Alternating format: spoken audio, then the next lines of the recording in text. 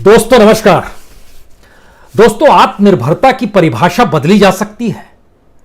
हम या आप या किसी का भी परिवार अगर चलता है तो यह माना जाता है कि उसकी आत्मनिर्भरता तो इसी में है कि वो अपने घर के 2 जून की रोटी की व्यवस्था कर ले, बच्चे हैं तो बच्चों की पढ़ाई की फीस दे दे, घर में कोई बीमार पड़ जाए तो उसके लिए इलाज कराने के लिए उसके पास पैसे रहें, यानी उसको बाहर से पैसा ना मांगना पड़े। वो अपने आप में एक आत्मनिर्भर परिवार होता है।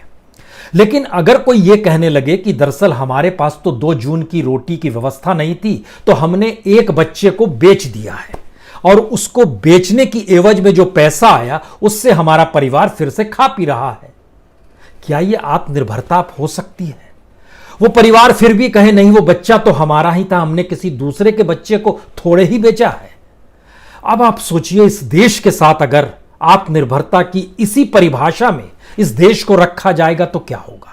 हमें लगता है कि आत्मनिर्भरता का सवाल इस देश में आजादी के बाद से ही शुरू हो गया था और इस देश के भीतर में जो भी प्रधानमंत्री रहा, जिस भी पॉलिटिकल पार्टी की सरकार रही, अगर उस आत्मनिर्भरता को आज आप समझने की कोशिश करना चाहेंगे तो मौजूदा वक्त की परिभाषा में वही लोग फिट नहीं बैठेंगे। आत्मनिर्भरता का मतलब तो यही था कि यह देश अपना पेट खुद भर सके। इस देश के भीतर में हर प्रोडक्ट का उत्पादन इतना ज्यादा हो कि वह ना सिर्फ अपने नागरिकों का पेट भर सके बल्कि दुनिया के बाजार में अपने प्रोडक्ट को भेज सके और वहां से भी वो कमाई कर सके। इतना ही नहीं, इस देश के भीतर में इतनी बड़ी तादाद में रोजगार पैदा हो जाए जिससे ये देश को बाहर टकटकी लगाने की जरूरत ना पड़े। लेकिन मौजूदा सच क्या है? और ऐसे वक्त में जब इस देश के भीतर में संकट है, उस दौर में आत्मनिर्भरता का शब्द वाकई बहुत अच्छा लगता है। लेकिन उस आत्मनिर्भरता की परिभाषा कितनी त्रासदीदायक है, हमें लगता है कि आज पहले आप इसे समझ लीजिए। क्योंकि आजादी के बाद से लेकर अब तक, यानी 1947 से लेकर 2020 तक के सफर को अगर आप परखना शुरू कीजिएगा, इन 72-73 वर्षों में इस देश के भीतर में जितनी इंडस्ट्री खड़ी की गई, उसके जरिए जितनी बड़ी तादाद में वहां पर रोजगार मिला, इस देश के लोगों ने वहां खून पसीने से इस देश को सींचा और उस इंडस्ट्री को, उस फैक्ट्री को आगे बढ़ाया, उसके जरिए जो राजस्व का लाभ सरकारों को मिलता रहा, यह एक लंबी प्रक्रिया है। लेकिन आज उसको बहुत सरल और सामान्य तरीके से पहले समझ लीजिए, फिर आप समझ पाएंगे कि मौजूदा वक्त में कहीं आत्मनिर्भरता के नाम पर आत्मनिर्भर देश को ही बेचा तो नहीं जा रहा है, या फिर आत्मनिर्भरता ही बेचने का दूसरा शब्द तो नहीं गढ़ लिया गया है। हम आपको जिस सफर पे लिए चल रहे हैं उस सफर की बुनियाद आजादी से ही शुरू होती है। भारत को आजादी मिली, पहले प्रधानमंत्री, पहली सरकार तो नेशनल गवर्नमेंट थी और नेशनल गवर्नमेंट के सामने एक चुनौती थी कि दरअसल इस देश को आत्मनिर्भर किन किन क्षेत्रों में कैसे कैसे बनाना है। और शुरुआत में 1947 से लेकर 1952 तक, यानी जो पहली नेशनल गवर्नमेंट थी, जब तक किसी एक पॉलिटिकल पार्टी की सरकार इस देश में नहीं बनी थी, इस देश में पहली बार 5 PSU लगे। पब्लिक सेक्टर इंटरप्राइजेस कहिए या पब्लिक सेक्टर यूनिट कहिए, इंडस्ट्री कहिए, फैक्ट्री कहिए, जो कहिए, पब्लिक सेक्टर का मतलब था कि सरकार ने उसे लगाया, अपनी पूंजी से लगाया, उसमें नौकरी दी, उसमें देश के खनिज संसाधनों का उपयोग किया और उससे होने वाले प्रोडक्ट को देश भर में लाभ मिल सके, इस दृष्टि से अलग अलग क्षेत्रों में उसने विकसित करना शुरू किया। नेशनल गवर्नमेंट 5 PSU इस देश में लगाती है, पब्लिक सेक्टर यूनिट्स लगती है। उसके बाद नेहरू की सरकार आती है। नेहरू अपने पहले टर्म में 1952 से 1957 तक 15 PSU लगाते हैं, पब्लिक सेक्टर यूनिट्स लगाते हैं। उसके बाद जब उनका दूसरा सत्र शुरू होता है 1958 से, उसके बाद 64 तक चले जाइए, उस दौर में वह 18 PSU और लगाते हैं। यानी तकरीबन नेहरू काल में ही 1952 से लेकर 1964 तक लगभग 33 PSU बने।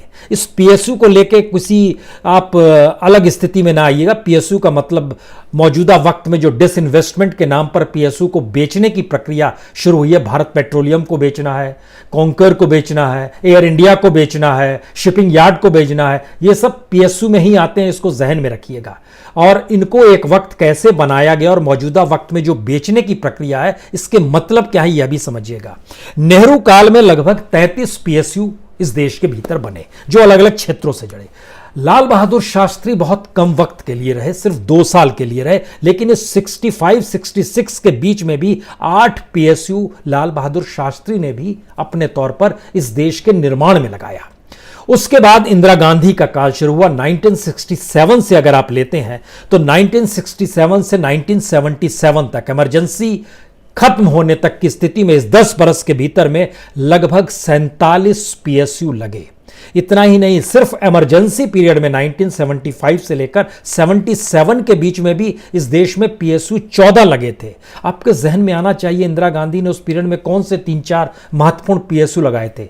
कोल इंडिया उसी पीरियड में, एनटीपीसी उसी पीरियड में, एनएचपीसी उसी पीरियड में, सेल उसी पीरियड में, ये सब उसी पीरियड का हिस्सा है। उसके बाद 1977 से 79 में जब मोरारजी देसाई की सरकार थी, जनता पार्टी थी, उन्होंने भी 9 पीएसयू लगाए।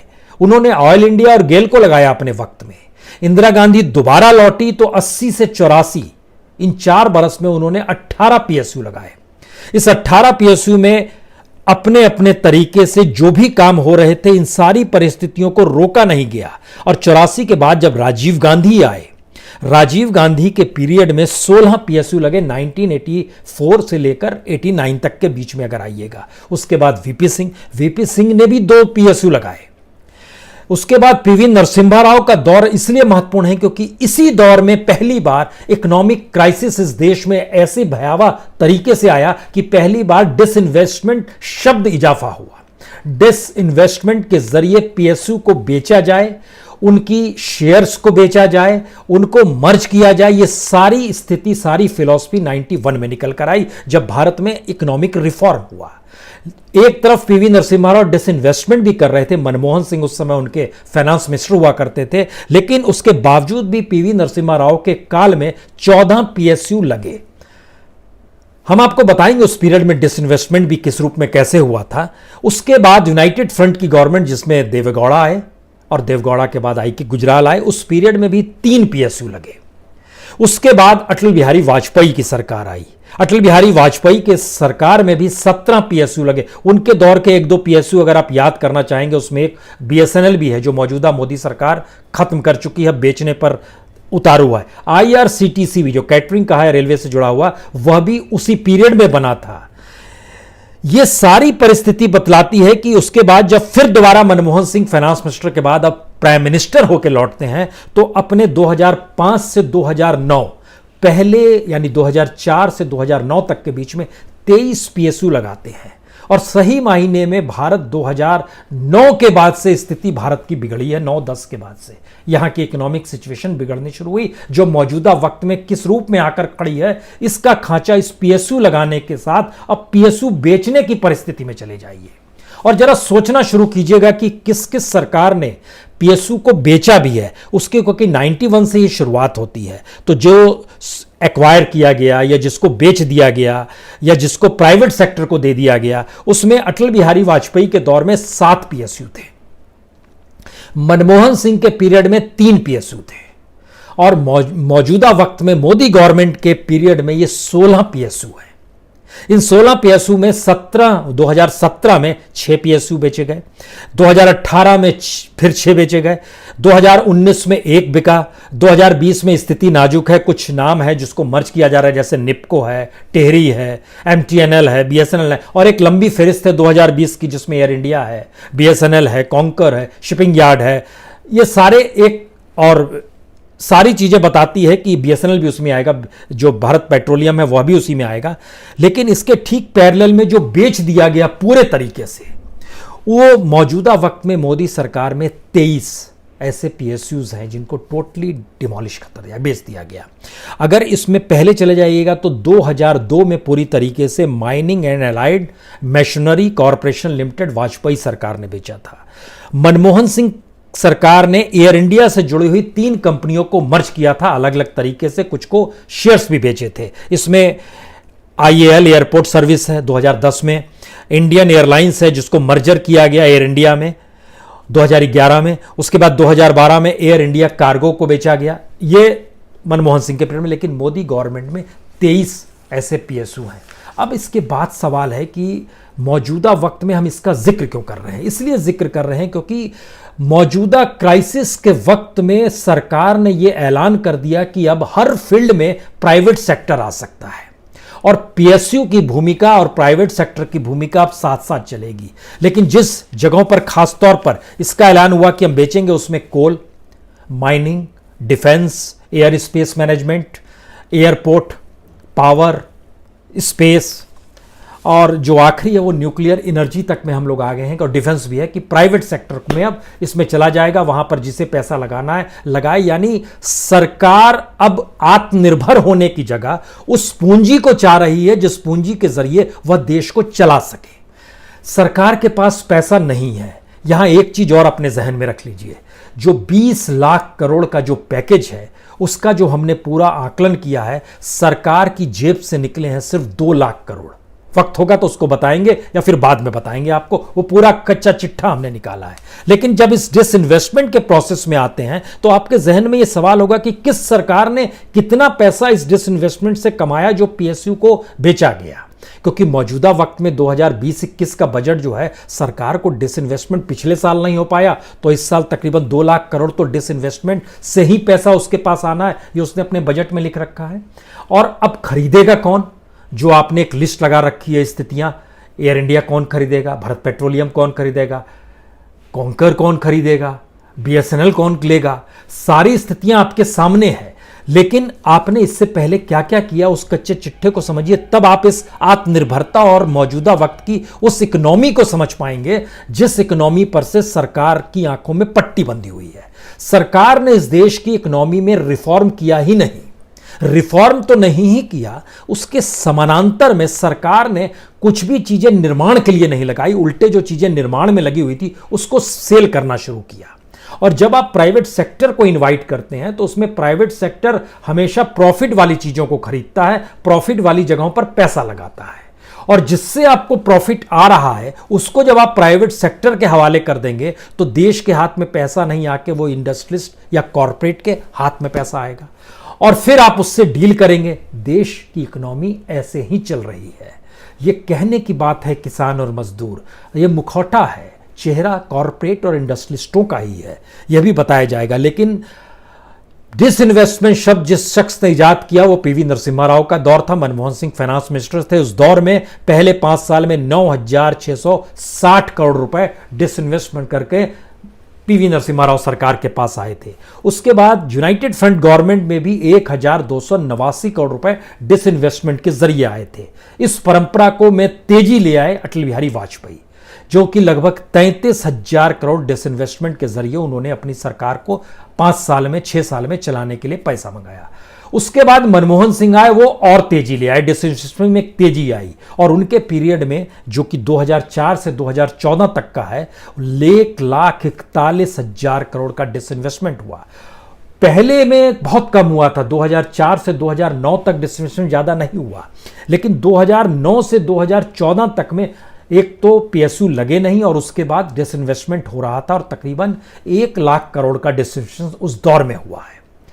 उसके बाद जब मोदी सरकार आई तो उसने तो पीएसयू एक तो कोई लगाया नहीं और उस उल्टे उसने पीएसयू का सेल करना शुरू कर दिया और उस सेल के जरिए 2014 से 2020 तक का जो आंकड़ा निकल कर आता है वो 2,79,619 करोड़, और यह 2020 के उस टारगेट से हटकर है जिसमें 2 लाख करोड़ और होने चाहिए। वो कैसे होंगे अब एक सवाल है, लेकिन इन बीते 5-5.5 सालों में लगभग 2,80,000 करोड़ रुपए डिसइन्वेस्टमेंट किए गए, जितने कि 91 के बाद से आज तक नहीं किए गए, उससे ज्यादा इस दौर में कर दिए गए।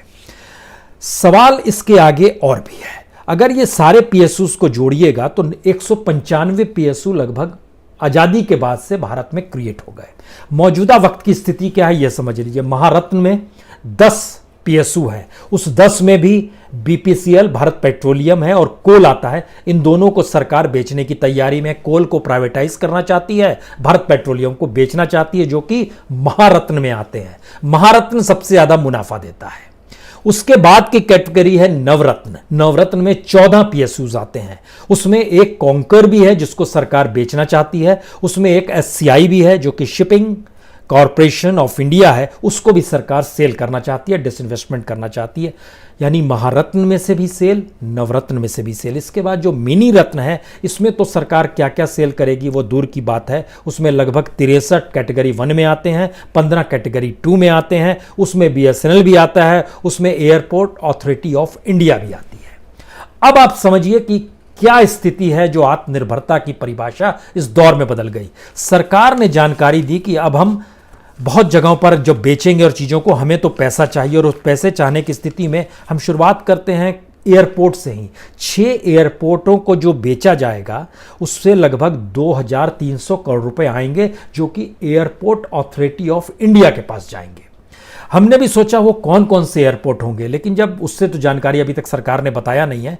इसके अलावे जो 6 एयरपोर्ट हैं वो PPP मॉडल से चलेंगे और उसके जरिए सरकार को लग रहा है कि 10,700 करोड़ रुपए उसको मिल जाएंगे। यानी कुल मिला के लगभग 13,000 करोड़ रुपए उसको मिल जाएगा। जो एयर इंडिया अथॉरिटी के तहत जो स्टेट रन चलते हैं उसमें अमृतसर एयरपोर्ट है, उसमें वाराणसी एयरपोर्ट है, प्रधानमंत्री की कॉन्स्टिट्यूंसी है। अमृतसर, वाराणसी, भुवनेश्वर, इंदौर, रायपुर और त्रिची यानी तिरुचिरापल्ली, ये 6 एयरपोर्ट बिक सकते हैं। सरकार ने कोई ऐलान नहीं किया, लेकिन एयरपोर्ट अथॉरिटी ऑफ इंडिया के मार्फत यही चल रहे हैं और यही 6 एयरपोर्ट ऐसे हैं जिनके जरिए 2300 करोड़ कमाने की बातें हो रही हैं। लेकिन सवाल है कि एयरपोर्ट अथॉरिटी ऑफ इंडिया के अधिकारियों से अगर आप बात कीजिएगा कि जनाब स्थिति है क्या, उसके भीतर जब संकट की स्थिति यह है कि इस 2 महीने में लॉकडाउन के बाद तो एक तो स्थिति ऐसे ही बिगड़ गई है, कुछ नहीं चल पा रहा है। दूसरी स्थिति यह आ गई है कि सैलरी देने के लिए पैसा नहीं है। जो सब version of airport change charges जो होते हैं, एयरपोर्ट चार्जेस होते हैं, वो देने के लिए पैसा नहीं है। जो फ्यूल टैक्सेस पे रिलैक्स और चाहिए, अब रिलैक्सेशन और चाहिए, जो अलग से ड्यूज थे वो और चाहिए। यानी स्थिति ऐसी बन रही है कि 2020-21 की स्थिति तो नाजुक है। अगर इस स्थिति को हम लोग एक लिहाज से देखें कि यह संकट काल बना रहेगा तो 2021-22 का जो बजट होगा एयर इंडिया का, उसमें लगभग 46,000 करोड़ से ज्यादा कर्ज में वो और डूब चुकी होगी। यानी मौजूदा वक्त में जब कहा जाता है कि 60,000 करोड़ का घाटा नुकसान एयर इंडिया के साथ है और उसको सरकार अब बेचने के लिए कहा जा रहा है 50,000 करोड़ में भी बेच देगी, कुछ बैलेंस अपने तरीके से मैनेज कर लेगी, यह एक स्थिति है। तो अब वो 1 साल बाद वो बिकने की स्थिति में तो हो नहीं सकता, संभव नहीं है। 1 लाख करोड़ से ज्यादा का नुकसान होगा। अब इतने नुकसान के साथ इस बैलेंस शीट के साथ कौन सी कंपनी लेगी, ये दूर की बात है।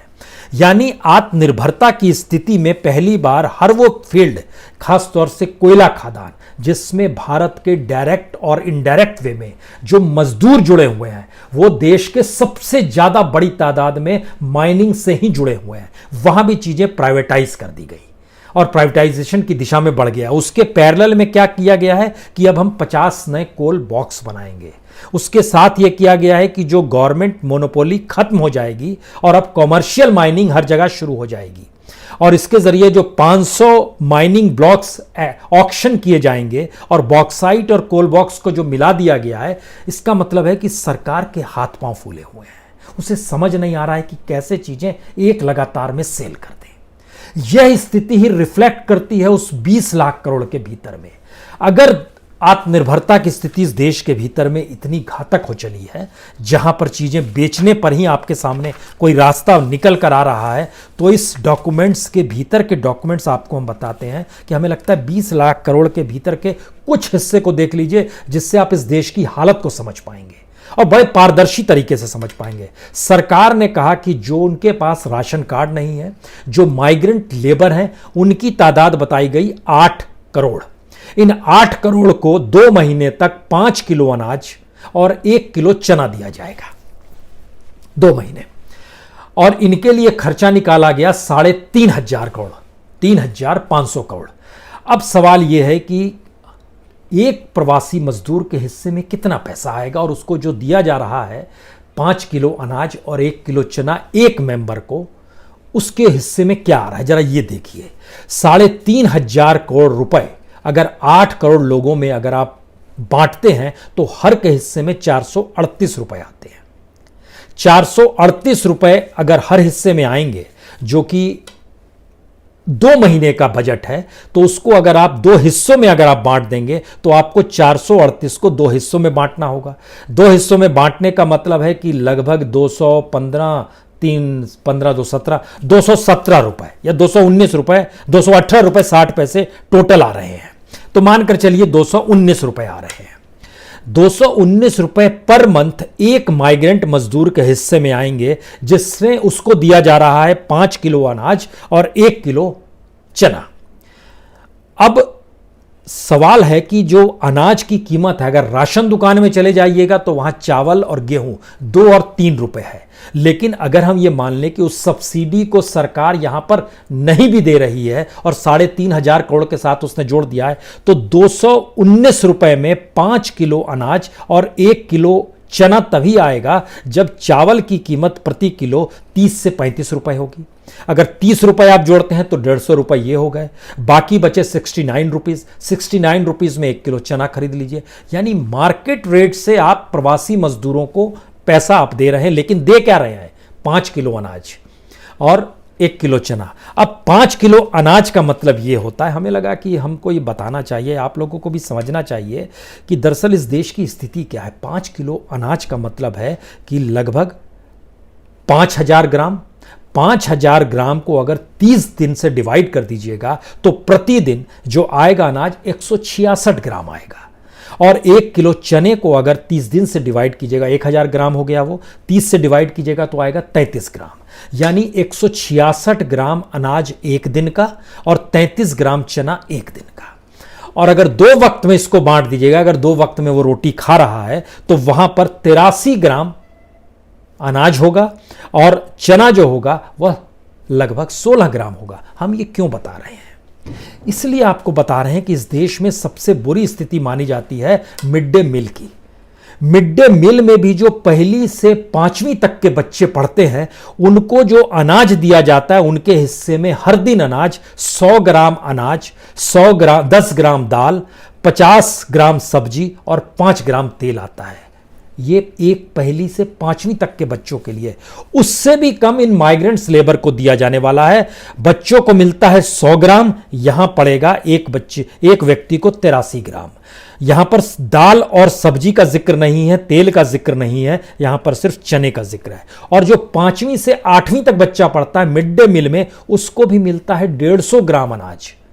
और यहां पर एक दिन में मिल रहा है 166 ग्राम। उसके साथ बच्चों को मिलता है 15 ग्राम दाल, 75 ग्राम सब्जी, 7.5 ग्राम तेल। यहां पर माइग्रेंट मजदूर को मिलेगा हर दिन 166 ग्राम अनाज। 2 हिस्सों में बांटिएगा तो 83 ग्राम, यानी सुबह का भोजन, शाम का भोजन। और चना आएगा 33 ग्राम, यानी 16 ग्राम सुबह, 16 ग्राम। ये स्थिति है। मिड डे मील से भी ज्यादा बुरी स्थिति में माइग्रेंट लेबर को आप ले आए। पहला सच तो ये है। इसकी दूसरा सच में आइए, जो स्ट्रीट वेंडर्स हैं। स्ट्रीट वेंडर्स के बारे में कहा गया कि तकरीबन 50 लाख स्ट्रीट वेंडर हैं और हर को हम 10,000 रुपए देंगे, और इसी के लिए 5,000 करोड़ का एक बजट है। हमने यह भी प्रयास किया कि देश के किस किस हिस्सों में कितने कितने स्ट्रीट वेंडर्स हैं। पता चला सबसे ज्यादा स्ट्रीट वेंडर उत्तर प्रदेश में है, लगभग 7,80,000। फिर पश्चिम बंगाल में आते हैं 5,50,000। फिर बिहार में आते हैं 5,30,000। फिर राजस्थान में आते हैं 3,10,000। अब आप सोचिए, जब हम नाम लेते चले जा रहे हैं इन जगहों पर, स्ट्रीट वेंडर को आप 10,000 रुपए तभी दे पाएंगे। आप सुबह पैसा लेके तो निकलेंगे नहीं कि बांटते चले जा रहे हैं। उस स्ट्रीट वेंडर का रजिस्ट्रेशन होना चाहिए, और रजिस्ट्रेशन होने के बाद उसके पास क्या क्या होना चाहिए, ये एक इम्पॉसिबल सी चीज है। उसको पास बैंक अकाउंट होना चाहिए, उसके पास पैन कार्ड होना चाहिए, उसके पास आधार कार्ड होना चाहिए, उसके पास अपनी लोकेशन का एक एड्रेस होना चाहिए। रेड़ी ठेली वाला मोहल्ले में निकला और उसका एड्रेस क्या होगा ये तो खुदा जाने। इस परिस्थिति में और एक आईडी कार्ड होना चाहिए। ये कैसे रजिस्ट्रेशन होगा, कैसे पैसा बटेगा, किसको बटेगा, किस तरीके से बटेगा? और उत्तर प्रदेश, बंगाल, बिहार, राजस्थान जो और महाराष्ट्र, इन सब को मिला दीजिएगा तो लगभग यहां पर 25 लाख स्ट्रीट वेंडर्स जो सरकार मान रही है वो यहीं पर है। तमिलनाडु में लगभग 2,80,000 हैं, आंध्र प्रदेश में 2 लाख, वो अलग हिस्सा आ गया। लेकिन 5 ही राज्य ऐसे हैं जहां पर आधे से ज्यादा स्ट्रीट वेंडर्स आ गए, और उसमें भी उत्तर प्रदेश, बिहार, बंगाल, राजस्थान में कितने लोग पढ़े लिखे हैं, कैसे उनके साथ आप पैन कार्ड बनाएंगे, क्या करेंगे आप, कोई इसका कोई आइडिया नहीं है। और आखिरी बात, मनरेगा, जिस मनरेगा का जिक्र हुआ है, जिस मनरेगा को सरकार खत्म करना चाहती थी 2014 में, सहयोग से वही जीवन दान बन के आया है। और जो 40,000 करोड़ रुपया उसको दिया जा रहा है, फैक्ट यही है कि असल में सबसे पॉजिटिव काम मनरेगा में ही हो रहा है, वहां पर ही आप काम दे पा रहे हैं, ये एक फैक्ट है, इससे इनकार नहीं है। लेकिन इस साल जब बजट रखा गया तो मनरेगा का जो पिछले साल का बजट था वो तकरीबन 71,000 करोड़ था, 71,000 करोड़ था। इस बार उसको घटा के 61,000 करोड़ कर दिया गया था, 10,000 घटा दिया गया था। अब आप 40,000 दे रहे हैं तो 1,00,000 करोड़ तक की स्थिति आ रही है, अच्छी बात है।